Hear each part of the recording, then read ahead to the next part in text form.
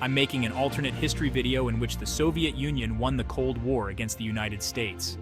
This is a part of a collaborative project with Micah History, a history-based YouTuber with less of a focus on world building. For fans of Micah History, I'm Julius Caesar.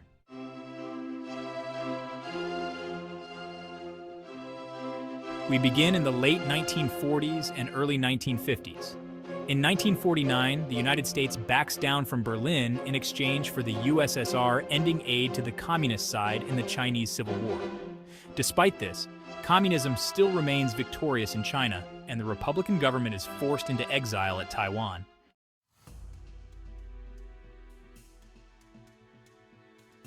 In 1950, the Korean War begins.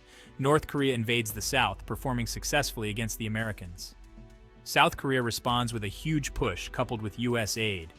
Douglas MacArthur tries to push the U.S. to go further, but fails. Peace is made between the two nations, with the South gaining some territory, but the North remains strong. Because of the Southern victory, it's basically a Southern victory. The South will get a bit cockier in its fight.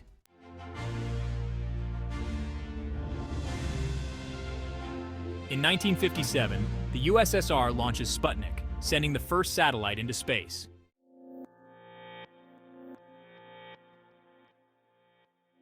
Now, the decade of anarchy, a period of relentless horror in the United States, starting with President John Fitzgerald Kennedy. 1960 marks the beginning of the revolutionary changes seen in America, starting with the sexual revolution.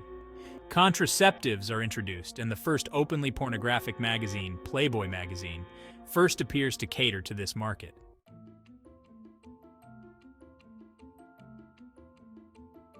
(1961). The USSR sends the first human into space, and the US realizes it's losing the space race. JFK gets elected, but his charm soon wears off as he becomes authoritarian and tries to impose Catholic morality on the sinful land of America. This already loses him almost all support in the South, where talks of secession, as the 100-year anniversary of the Civil War approaches, start getting serious. In order to establish a more morally pure society, he bans the pill, Playboy magazine, and other things that threaten the family.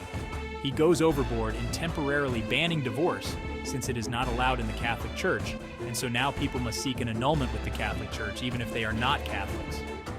Most Protestants, but especially those in the South, are afraid of papist tyranny. The Soviet Union uses this as an opportunity to gain international support and relaxes its laws on religion, causing many fundamentalists to see them as a more religiously free society than the US. Although this is an exaggeration, Soviet media does a great job of hyping up their changes.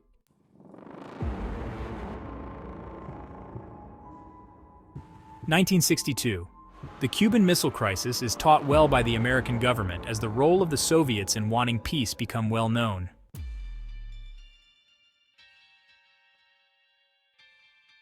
The decade of chaos begins. Everything in society starts changing.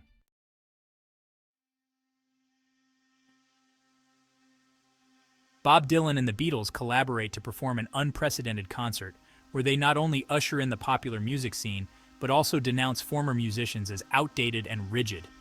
JFK thankfully bans the performers, causing riots among teenagers who enjoy their music. Elvis Presley, shame on him, plays his last performance in LA before dying in a car crash on the way home with Marilyn Monroe. It is later revealed that they were on drugs, and this ironically leads to an explosion in the popularity of drugs.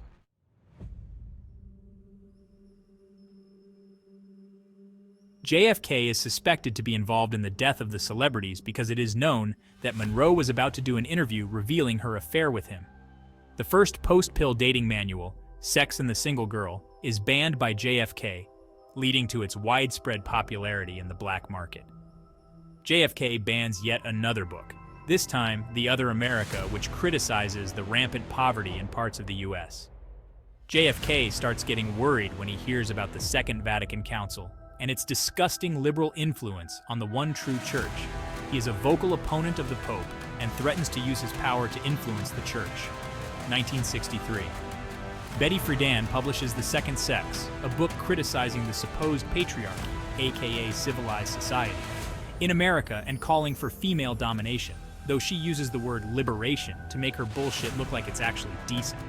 It is also banned by JFK, but this time, the outrage is large, and second-wave feminists first appear with their goal being to remove this book from the censors.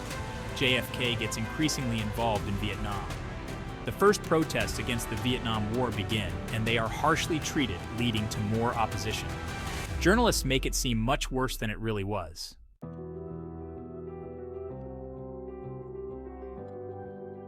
Civil rights movements escalate as Martin Luther King Jr. delivers his iconic "I Have a Dream" speech, aiming to rally support for the civil rights movement. Soon after, a journalist, paid by President Kennedy, publicly questions King about his romantic affairs, significantly tarnishing his reputation. Meanwhile, Harvard faces a scandal when orgies are uncovered, leading to raised admission standards and many students losing their eligibility to enter. By this time, JFK's popularity is plummeting. Southerners view him as too lenient on civil rights leaders and too Catholic. Black Americans feel he has done too little for their cause. Women see him as a misogynistic defender of old values, opposing divorce, contraception, and the growing feminist movement. Students condemn him as a warmongering prude, and as the baby boomers enter adulthood, his opposition only grows.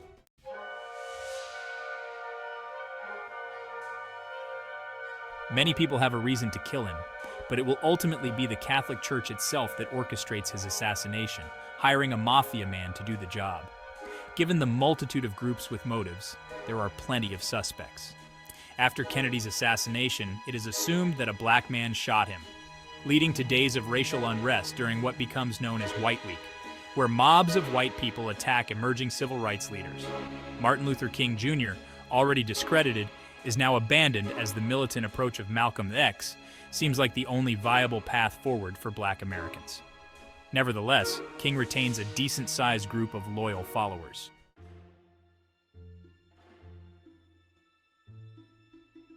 Lyndon Johnson ascends to power a week after the assassination, ruling over a deeply divided country. Neo-Confederates hold a memorial to celebrate the centenary of a Civil War battle. Martin Luther King Jr. arrives to peacefully protest this gathering, prompting police intervention. However, President Johnson secretly orders King's assassination, using a disillusioned former supporter to carry out the act. This conspiracy is soon exposed in the press.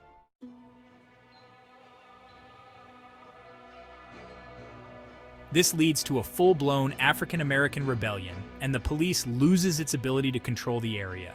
LBJ is already nervous about his popularity dipping, and wanting to appease his fellow Southerners, brutally crushes the rebellion.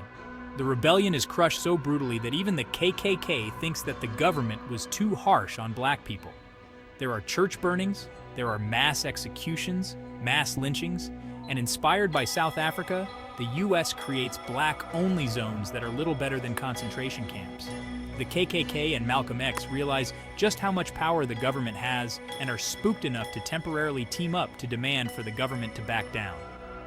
Since both of these groups advocate for separation, black-only areas are established throughout the South where they can be separate but equal and don't have to fear white violence. And in exchange, white people can have their own communities.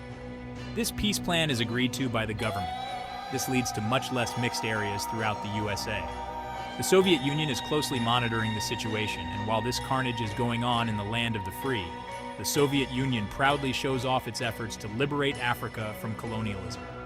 Some African Americans decided to move but have their passports removed from them. Following this, we move to LBJ.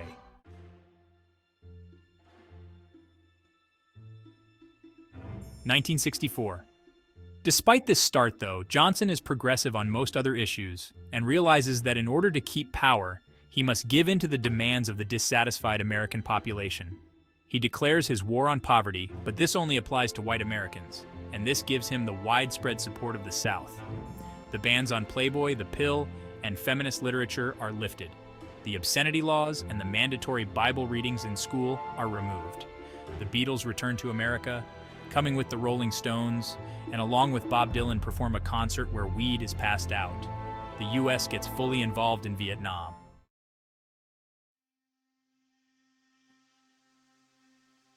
In 1965, the free and filthy speech movements kick off at the University of Berkeley, and LSD starts getting passed around at gatherings. It arrives through San Francisco and spreads throughout California. The first hippie communes are created in the American desert. Griswold versus Connecticut overturns the ban on contraceptives in Connecticut based on the right to privacy. Protests against the Vietnam War escalate, with many people tragically self-immolating. The U.S. ends its race-based immigration system, pitching it as a way to reduce the influence of Black Americans by allowing more immigrants from Latin America.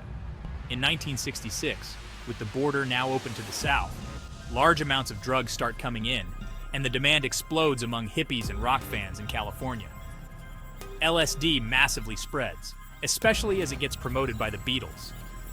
The National Organization of Women is founded, advocating for female empowerment, choice, and autonomy.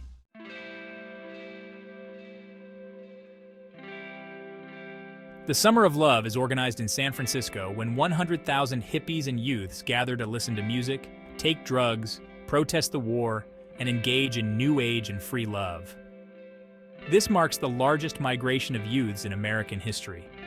Many listen to psychedelic rock from the Beatles, who sing "All You Need Is Love." Meanwhile, the Black Panthers organize the Summer of Hate, leading to riots among African Americans outside the South.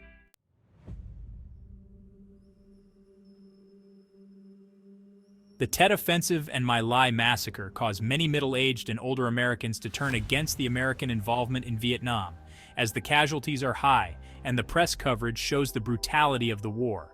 Meanwhile, the Beatles go to India and promote Hinduism.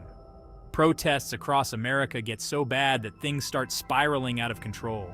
Poor Americans organize a rally for better living conditions. Black Americans riot after Black Panther leaders are killed.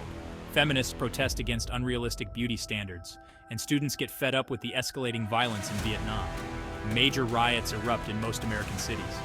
John Lennon is deported from America after being caught with large amounts of hard drugs. Things get so bad that the University of Berkeley is shut down, and students start the longest strike in American history, demanding courses focused on women, minorities, immigrants, and other marginalized groups.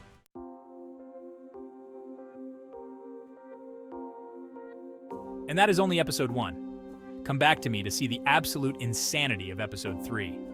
Alternatively, check out what Micah History has to say in episode 2. Keep in mind that in this video, the American government is the primary villain throughout this scenario. I don't seek to endorse communism, but I have a very clear message. Praise God and watch for yourselves.